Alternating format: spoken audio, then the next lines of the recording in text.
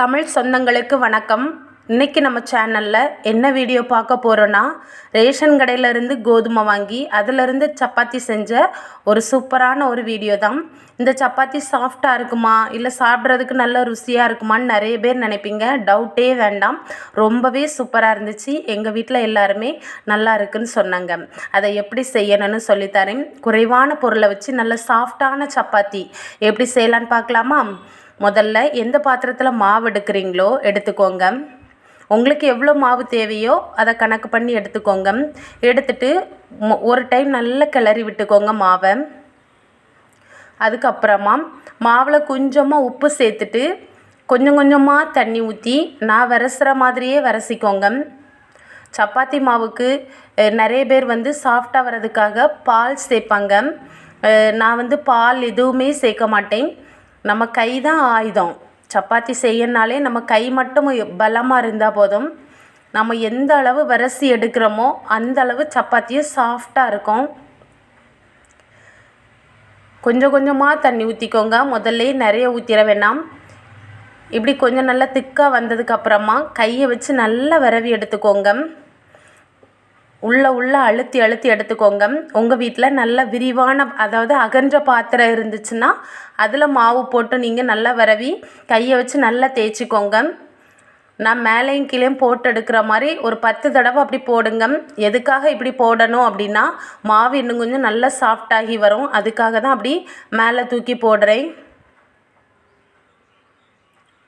இப்போ ஒரு டைம் நல்லா விரவி வச்சுட்டு ஒரு ரவுண்டாக பெரிய சைஸ் பால் மாதிரி பிடிச்சிட்டு அதுக்கு மேலே கொஞ்சமாக எண்ணெய் அப்ளை பண்ணிக்கலாம்.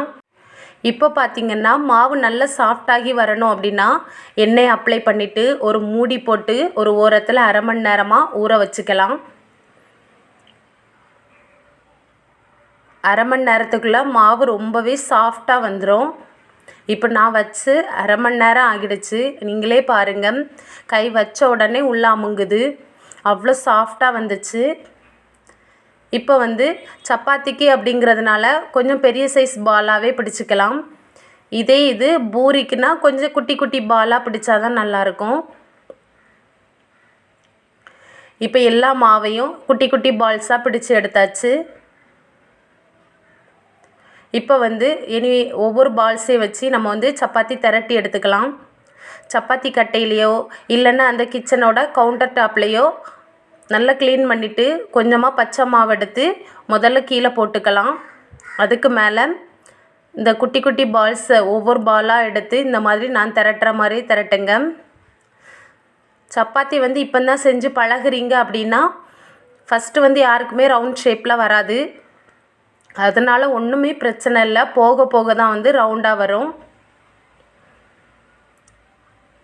நம்ம எந்த அளவு செஞ்சு பார்க்குறோமோ அதுக்கு தக்க தான் நம்ம கையும் நல்லா பழகியிருக்கும், சப்பாத்தியும் நல்லா சாஃப்டாக வரும், ரவுண்டாக வரும். எடுத்த உடனே எல்லாருக்குமே எல்லாமே வராது. இப்போ தோசைக்கல்லை அடுப்பில் வச்சு சூடுபடுத்திட்டு கொஞ்சமாக தோசைக்கல்லில் எண்ணெய் தடவிக்கலாம். கல் நல்லா சூடானதும் இப்போ நம்ம திரட்டி வச்சுருக்கக்கூடிய சப்பாத்தி அதில் போட்டு மேலே தெரியக்கூடிய பக்கத்தில் கொஞ்சமாக எண்ணெய் தேய்ச்சிக்கலாம். தேய்ச்சிட்டு ஒரு 2 டைம் டக்குன்னு மாற்றி எடுத்துக்கோங்க. எதுக்காக அப்படின்னா சப்பாத்தி இன்னும் கொஞ்சம் சாஃப்டாக வரும். அதுக்கப்புறம் அடுப்பை சிம்லே வச்சுட்டு ஒரு 5 நிமிஷம் கழித்து மாற்றி எடுத்துகிட்டு சப்பாத்தி வெந்துடும். தனியாக எடுத்து பிளேட்டில் வச்சுக்கலாம். நாம் சிம்லையே போட்டு செய்கிறதுனால பக்கத்துலேயே இருந்து டக்குன்னு திரட்டி உடனே அடுப்பில் போடுற மாதிரி தான் இருக்கும். அடுப்பை கூட்டி வைக்காதீங்க. நம்ம செய்யும்போது சப்பாத்திக்கு மேலே இந்த மாதிரி குட்டி குட்டி பபிள்ஸ் மாதிரி வரும். அப்படி வந்தால் ரொம்பவே சாப்பிட்றதுக்கு அழகாக இருக்கும். இப்போ நீங்களே பாருங்கள், ரேஷன் கடை மாவில் எவ்வளோ சாஃப்டான சப்பாத்தி வந்திருக்கு அப்படின்னு. இப்போ நீங்கள் பாருங்கள், உங்கள் கண்ணு முன்னாடியே செஞ்சு காட்டுறேன். எவ்வளோ சாஃப்டாக நம்ம 2ஆக மடிக்கும் போது ஈஸியாக மடிக்க வரணும். அப்படின்னாலே அது சாஃப்ட்டு சப்பாத்தி தான். இப்போ 2ஆக கிழிச்சு வேணாலும் காட்டுறேன். சூப்பராக இருந்துச்சு. வீட்டில் எல்லாருமே சாப்பிட்டுட்டு நல்லா இருக்குன்னு சொன்னாங்க. இதுக்கு முட்டை வறுவல், பட்டாணி குருமா, உருளைக்கிழங்கு குருமா இந்த மாதிரி எதுனாலும் சைட் டிஷ்க்கு வந்து ரொம்பவே சூப்பராக இருக்கும். கண்டிப்பாக வீட்டில் செஞ்சு பாருங்கள். வீடியோ பிடிச்சிருந்தா லைக் போட்டுக்கோங்க. தேங்க்யூ.